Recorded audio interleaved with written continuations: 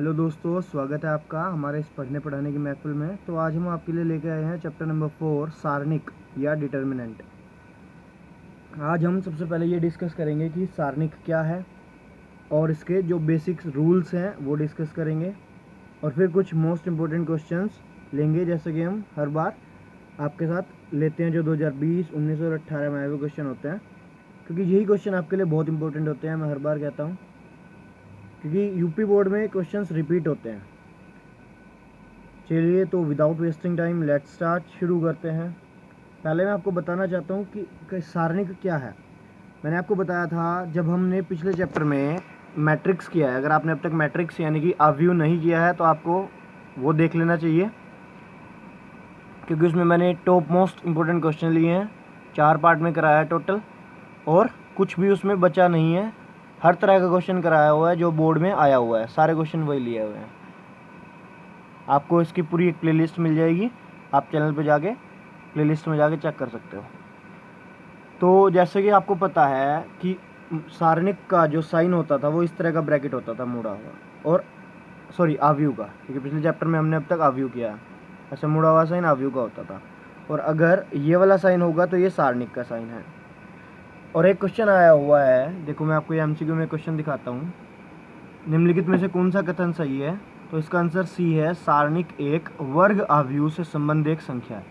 मैंने आपको बताया था वर्ग आव्यूह का मतलब है, सारणिक एक वर्ग आव्यूह से संबंध एक संख्या है। इसे आप याद कर लीजिए, मैं आपको समझा देता हूँ। वर्ग आव्यूह से मतलब है जिसमें पंक्ति और स्तंभ बराबर हों, यानी कि रो और कॉलम इक्वल हो। अगर 3 रो हैं तो 3 ही कॉलम होनी चाहिए, तभी वो सारणिक होगा।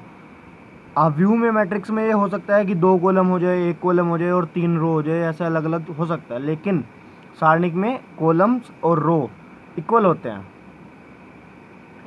चलिए मैं आपको बताता हूँ। प्रत्येक सारणी में पंक्ति संख्या इक्वल्स टू स्तंभों की संख्या, यानी कि numbers of row equals to numbers of column.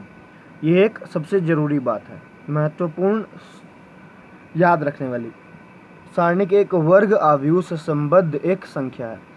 तो ऐसा एक सारणिक आएगा। ये सारणिक हम देख रहे हैं 2x2 का है, क्योंकि इसमें 2 रो हैं और 2 ही कॉलम है। तो इसमें हम इसे कैसे सोल्व करते हैं, पहले तो हम इसका विस्तार करना, इसको सोल्व करना सीखते हैं। देखिए, ये जो पहला एलिमेंट है और ये जो लास्ट एलिमेंट है, इसके आपस में मल्टीप्लाई करते हैं, यानी कि क्रॉस मल्टीप्लाई। ऐसे इसकी मल्टीप्लाई इसके साथ, a1 b2 कर दी, a1 b2 आ गया। फिर माइनस का साइन लगाएंगे और इस सेकेंड एलिमेंट की इधर वाले के साथ, यानी कि क्रॉस मल्टीप्लाई ऐसे। तो a1 b2 minus b1 a2 या a2 b1, क्योंकि मल्टीप्लाई में हम चाहे आगे लिख ले चाहे पीछे लिख ले। a1 b2 को मैं b2 पहले लिख लूँ, a1 बाद में लिख लूँ, कोई फ़र्क नहीं पड़ता। इसी तरह a1 b2 minus a2 b1, इस तरह से हम सोल्व करते हैं। अगर यही सारणिक या डिटर्मिनेंट 2x2 की जगह 3x3 का हो, जैसा ये है, तो तब हम इसे कैसे सोल्व करेंगे?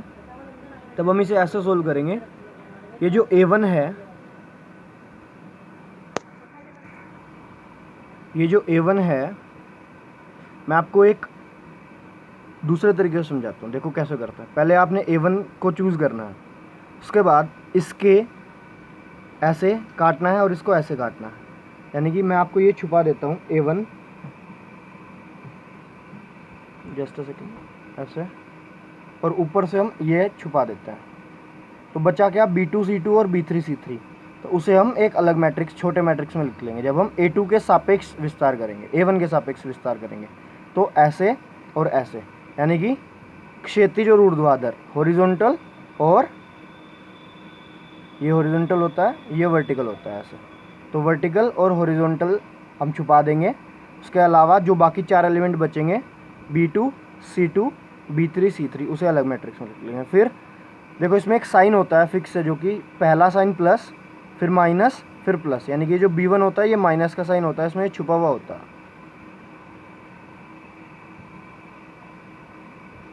उसके बाद इसी तरह नीचे प्लस, a1 था ही, माइनस और फिर प्लस, यहाँ पे भी माइनस आता है बीच वाले में, बीच वाले में माइनस आता है, और शुरू में और लास्ट में प्लस आता है। तो माइनस b1।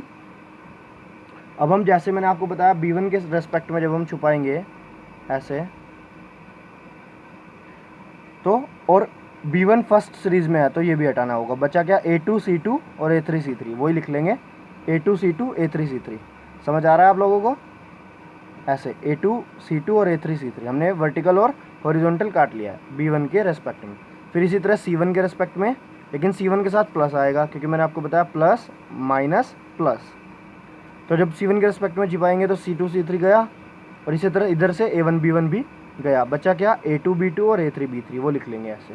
फिर हमने अभी 2/2 का ऊपर सीखा कि क्रॉस मल्टीप्लाई करते हैं B2 की C3 के साथ B2 C3, फिर B3 की C2 के साथ B3 C2, बीच में माइनस आएगा, ये माइनस B1 जू का तू। फिर इसी तरह इसे सोल्व करेंगे A2 C3 minus A3 C2 ऐसे, फिर प्लस C1 और A2 B3 minus A3 B2 ऐसे। Is it clear?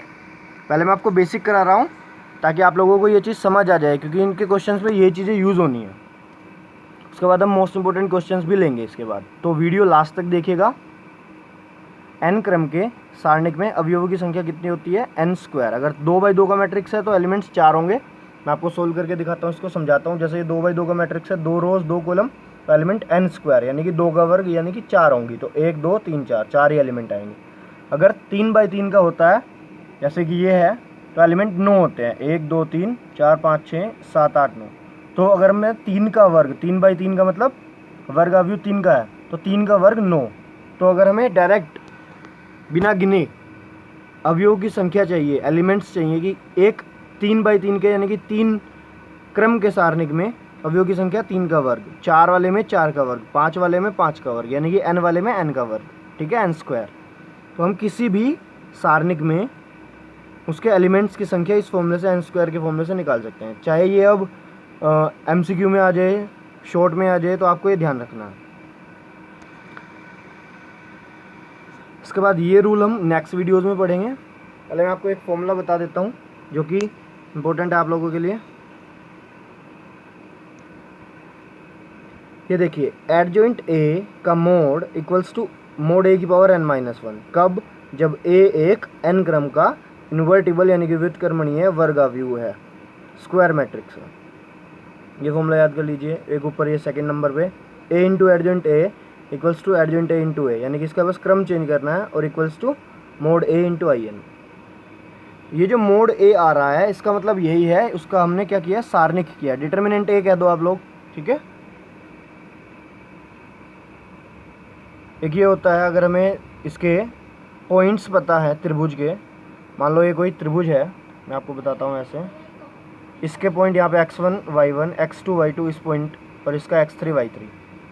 तो अगर हमें ये पता है और हमें इसका क्षेत्रफल चाहिए, त्रिभुज का क्षेत्रफल, एरिया ऑफ ट्रायंगल चाहिए, तो फॉर्मूला होता है डायरेक्ट 1/2 x1 x2 x3 एक लाइन में, y1 y2 y3 दूसरी लाइन में, और 1 1 1 ये हमें अपनी साइड से लिखना है। अगर यही एक संरेख में कहे तो संरेख का मतलब एक रेखा में, संरेख, एक रेखा में, सन मतलब 7 और एक रेखा में अगर 3 पॉइंट एक ही लाइन में है, इस तरह अगर संरेख कहता है, ये कंडीशन कहता है, तो हमें सिर्फ इसको, इसी मैट्रिक्स को 0 के इक्वल प्रूव कर देना है, ताकि इसका मतलब है इसका एरिया जो है वो 0 है। और एरिया 0 होने का मतलब है कि ट्रायंगल एग्जिस्ट नहीं करता, यानी कि त्रिभुज है ही नहीं।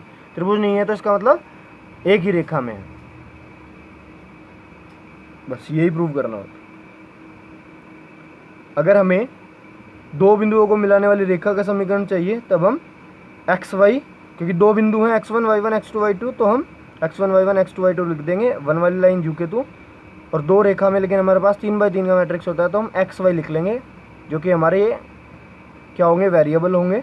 और x1 y1 x2 y2 जो पॉइंट्स दिए हुए होंगे वो होंगे, जैसे 1 0 2 3, ये 2 पॉइंट आ गया हमारे पास, तो हम उसकी वैल्यू यहाँ पे रखेंगे और इसे सोल्व कर देंगे, तो हमारे पास बिंदुओं को मिलाने वाली रेखा का समीकरण आ जाएगा। ये वाले कुछ ज़रूरी थे जो मैंने आपको बताए हैं। चलिए हम क्वेश्चन पे आते हैं। देखिए, यदि मोस्ट इंपॉर्टेंट क्वेश्चन है, ध्यान से देखिएगा। x2 18x equals to 6 to 18 6। बच्चे क्या गलती करते हैं कि डायरेक्टली देख लेते हैं वही अवयव वाला काम, कि x की जगह 6 है तो आंसर 6 लगा देते हैं, बाकी के ऑप्शंस देखते नहीं है, जो कि गलत हो जाता है। तो इसमें हमें ये जो सारणिक दिया हुआ है इसे सोल्व करना होता है। सोल्व करने का मतलब देखो, x की मल्टीप्लाई x से करेंगे तो x² बन जाएगा, और वैल्यू में सिर्फ 6 6 है, और x² या x की वैल्यू पूछी है, तो डेफिनेटली वो प्लस माइनस ही होगी, क्योंकि रूट में निकालेंगे। अगर x² बन रहा है तो रूट भी आएगा x की वैल्यू निकालने के लिए, तो प्लस माइनस 6 आएगा। देखिए कैसे, x² माइनस 18 दूनी 36, इसकी गुना इसके साथ एक्स स्क्वायर, 2 की गुना 18 के साथ -36। फिर इस तरह 6 की गुना 6 के साथ 6 छंग 36, 18 दूनी 36, तो ये तो 0 हो गया। फिर ये -36 उधर जाके +36 हो गया, और जैसे इसका रूट किया तो +-6 आ जाएगा। तो आंसर आना था बी ऑप्शन। क्लियर? चलिए नेक्स्ट क्वेश्चन पे आते हैं। ये देखिए, इसमें ये भी इजी क्वेश्चन ही है, ध्यान से देखिएगा। ए एक 3 कोटि 3/3 का वर्ग अवयव है और के ए का मोड यानी कि सारणिक का मान पूछा है। ठीक है, डायरेक्टली इसका आंसर सी है। वो कैसा है मैं बताता हूँ। के ए निकालने से पहले हम एक एलिमेंट मान लेते हैं, एक मैट्रिक्स मान लेते हैं ए, और हमें कहा है के ए, उसका बाद में मोड कहा है, तो पहले हम के ए की मल्टीप्लाई कर देते हैं। पहले हमें ए से के ए बनाना है। तो हमें पता है, जब हम, ध्यान से सुनिएगा, बहुत इंपॉर्टेंट बात है, जब हम किसी मैट्रिक्स में किसी भी एक एलिमेंट की मल्टीप्लाई करते हैं तो वो सबके साथ होती है। जैसे के है, मान लो यहाँ पे 5 होता, तो वो 5 इसके साथ भी, इसके साथ भी, इसके साथ भी, इसके साथ भी, इसके साथ भी, इसके साथ भी, और इन तीनों के साथ भी मल्टीप्लाई होती है। यानी कि हर एलिमेंट के साथ उस 5 की मल्टीप्लाई या के की मल्टीप्लाई होगी। कब? जब वो मैट्रिक्स है, अवयव है, तब। लेकिन अगर यही बात हम सारणिक में करेंगे तो ये ऐसा नहीं है। सारणिक में सिर्फ एक लाइन यानी कि एक रो या एक कॉलम के साथ ऐसा होता है। अगर मैं के की मल्टीप्लाई या के कॉमन लूँगा तो या तो वो एक रो में से कॉमन लिया हुआ है, या एक रो में मल्टीप्लाई कर रहे हैं, या एक कॉलम में, ओनली एक कॉलम में, तब 5 बाहर है। देखिए मैं आपको बताता हूँ, जैसे के ए का मोड किया है अब हमने, तो जब हम इसका मोड करेंगे तो हमने इस पहली लाइन में से, पहली पंक्ति में से हमने एक के को कॉमन ले लेते हैं।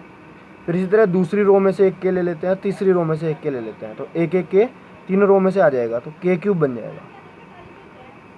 और हमें अगर सभी के साथ, एलिमेंट के साथ गुना करनी होती है तो हम सिर्फ एक के की गुना नहीं कर पाते, तब हमें के क्यूब की मल्टीप्लाई करनी होती है, तब वो जाके हर एलिमेंट के साथ गुना होगी के की। कब? जब ये सारणिक हो। दोबारा बता देता हूँ, अगर मैट्रिक्स है और सब एलिमेंट्स के साथ चाहिए तो हम किसी एक के साथ कर सकते हैं, के के साथ कर दी।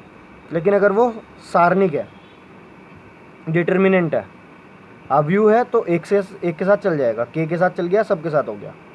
लेकिन अगर सारणिक है तो के क्यूब, ठीक है, क्योंकि 3/3 का मैट्रिक्स। अगर 2/2 का होता तो फिर के स्क्वायर करते हैं।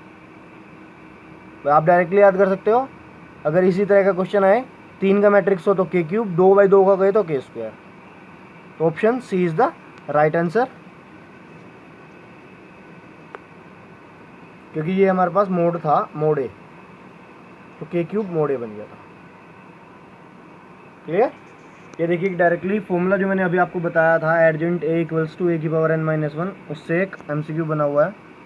3 कोटि 3 का अवयव है और एडजेंट ए का मान पूछा है। एडजेंट ए का मान a²। क्यों? क्योंकि हमें पता है 3 का है, अवयव कितने का है? 3 कोटि का। तो हमें सिर्फ इस 3 में से एक कम करना है, n-1। n बराबर यहाँ पे 3 है, तो a² का आंसर आ जाएगा, बस खत्म। एडजेंट ए इक्वल्स टू a⁻n-1, n की वैल्यू यहाँ पे 3 दी हुई है, n कोटि है यहाँ पे, और 3 - 1 2, तो आंसर आ गया मोड ए का स्क्वायर। डायरेक्टली फॉर्मूला यूज हुआ है, कुछ नहीं करना था। क्लियर? ये देखिए 2018 का मोस्ट इंपोर्टेंट क्वेश्चन है।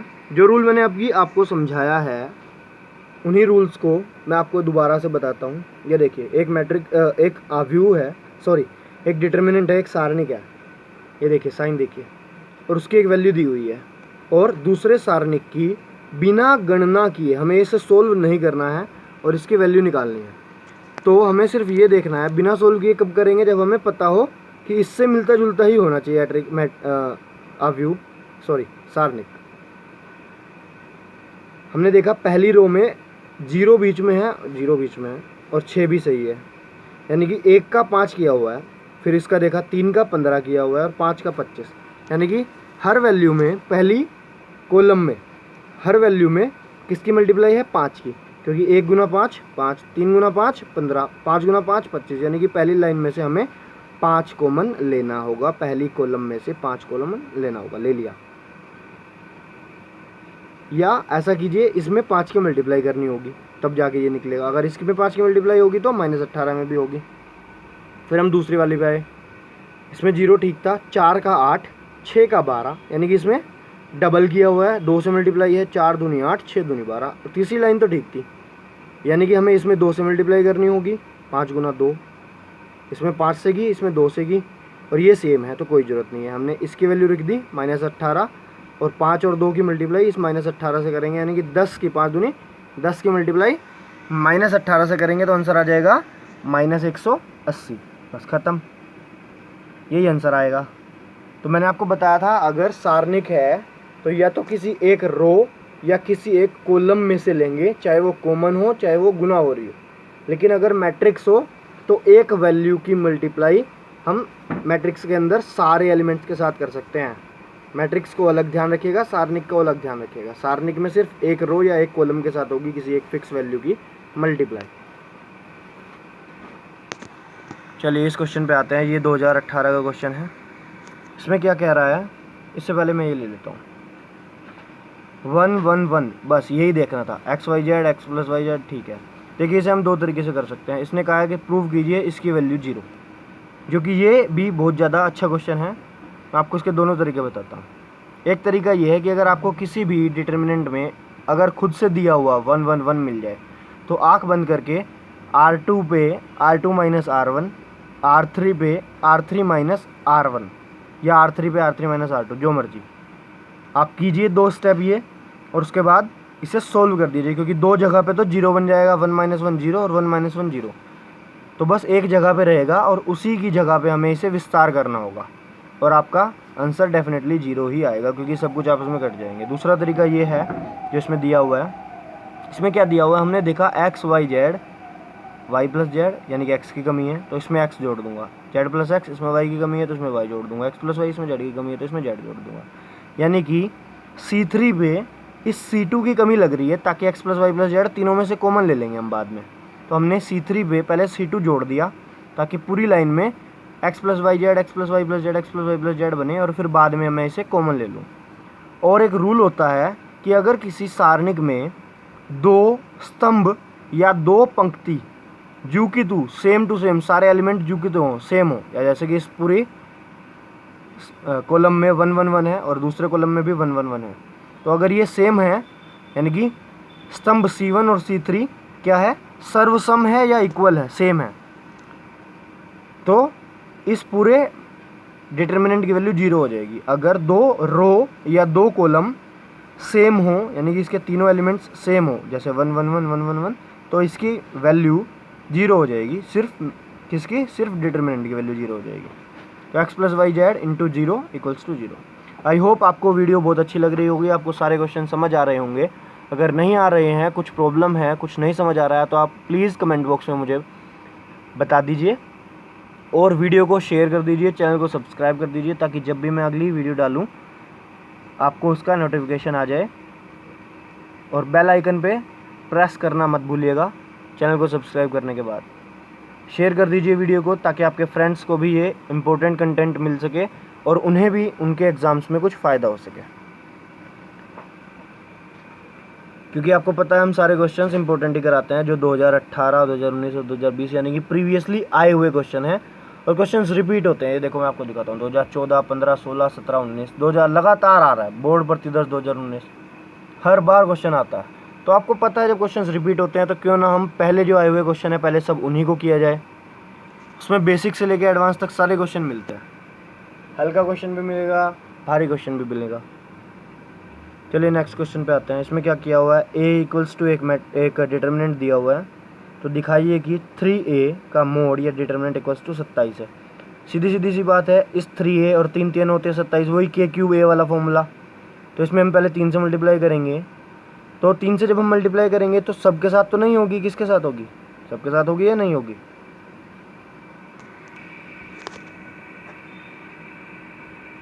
देखिए सबके साथ होगी वैल्यू 3 की मल्टीप्लाई, 3a है तो 3 की मल्टीप्लाई की 3, यहाँ पे 0 हो गया, और यहाँ पे 3 इंटू 1 0 3 हो गया, फिर 0 3 6 0 0 12। तो जब हम इसे सोल्व करेंगे, हमें पता है यहाँ पे 2 एलिमेंट्स ऑलरेडी 0 हैं, तो हम इसे इसके रेस्पेक्ट में सोल्व करेंगे, विस्तार करेंगे इसका। तो इन दोनों को सोल्व करने की ज़रूरत नहीं है, सिर्फ इसको सोल्व करेंगे, क्योंकि ये ऑलरेडी 0 है तो बाकी को भी 0 ही बनाएंगे।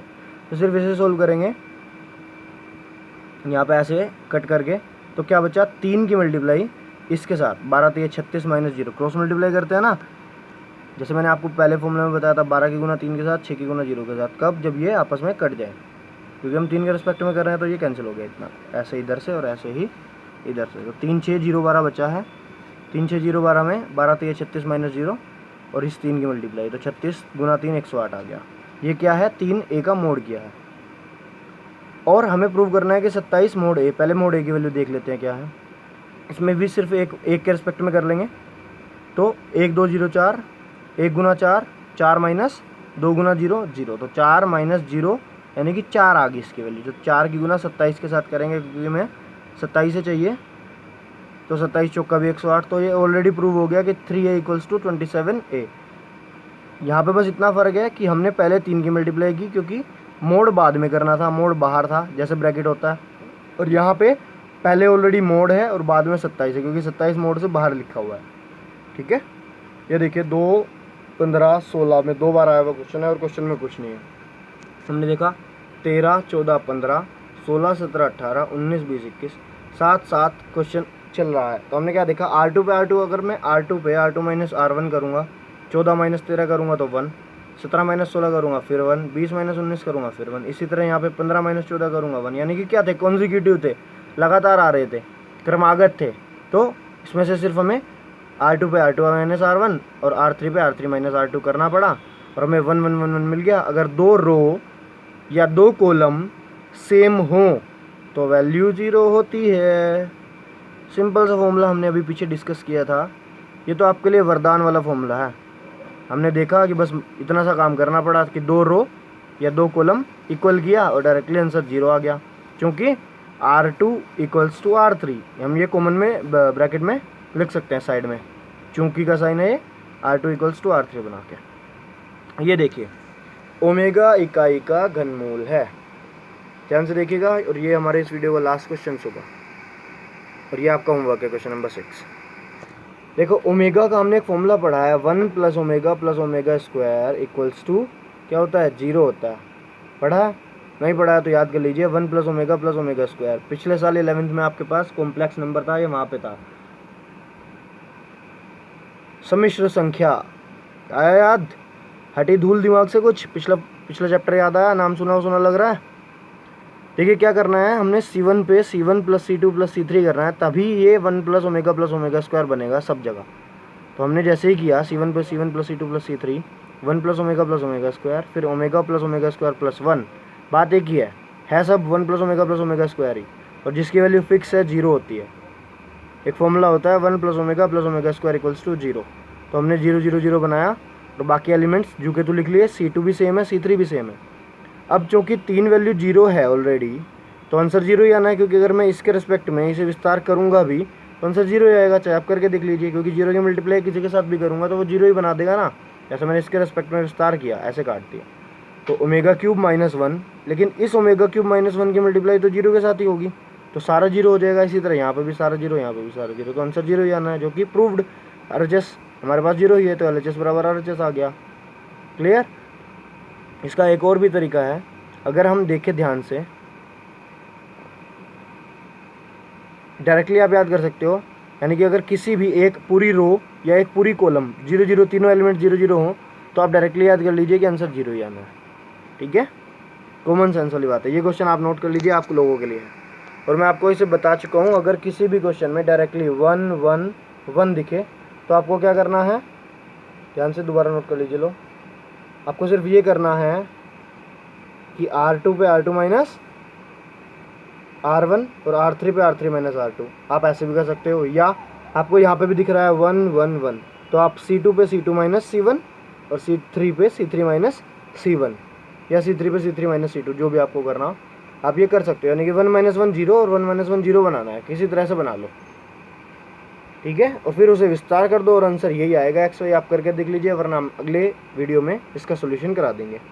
आई होप आपको वीडियो अच्छी लगी होगी। प्लीज़ चैनल को सब्सक्राइब कर दीजिए, शेयर कर दीजिए वीडियो को, और लाइक कर दीजिए। अगर कुछ चीज़ नहीं समझ आई है तो कमेंट में बता दीजिए। और अगर आपको और इसी तरह से अच्छी वीडियोस चाहिए तो बेल आइकन पे क्लिक करना मत भूलिएगा। और आप कमेंट में नेक्स्ट वीडियोस के लिए भी बता सकते हो, आपका जो भी मन चाहे आप वो चैप्टर बता सकते हैं, हम वही चैप्टर अगले वीडियो में लेके आ जाएंगे, उसी के इंपॉर्टेंट क्वेश्चन लेके आएंगे जैसे हम इस वीडियो में डिस्कस कर रहे हैं। ये क्वेश्चंस आपको अगर 2 बार देखोगे बोर्ड एग्जाम्स के टाइम तक तो ये बहुत अच्छे हो जाएंगे। प्रैक्टिस कीजिए साथ में, क्योंकि प्रैक्टिस करना बहुत ज़रूरी है मैथ्स की। आप ये इसमें समझा रहा हूँ लेकिन आपको करना है, ठीक है। आपको ये वीडियोस देखने के बाद, क्वेश्चन नोट करने के बाद दोबारा ट्राई करने हैं, या आप अपनी बुक से, आपके पास जो भी सोर्सेज है, मटेरियल है, आप वहाँ से ट्राई कर सकते हैं। मैं ये नहीं कह रहा कि यही क्वेश्चन ट्राई कीजिए, लेकिन अगर ये क्वेश्चन ट्राई करोगे तो ज़्यादा अच्छा रहेगा, क्योंकि ये क्वेश्चन एग्जाम्स में पहले आ चुके हैं यूपी बोर्ड के 2019 2020। मैंने आपको जैसे ये भी 2018 के क्वेश्चन भी दिखाए थे, 17 के क्वेश्चन भी दिखाए थे, ठीक है। ये भी क्वेश्चन 3 बार आया हुआ है, जो 2000, ये क्वेश्चन नंबर 6 है, 14 17 18। चलिए तो नेक्स्ट वीडियो में मिलते हैं। Stay healthy, stay happy, practice करते रहिए, पढ़ते रहिए, मज़े करते रहिए।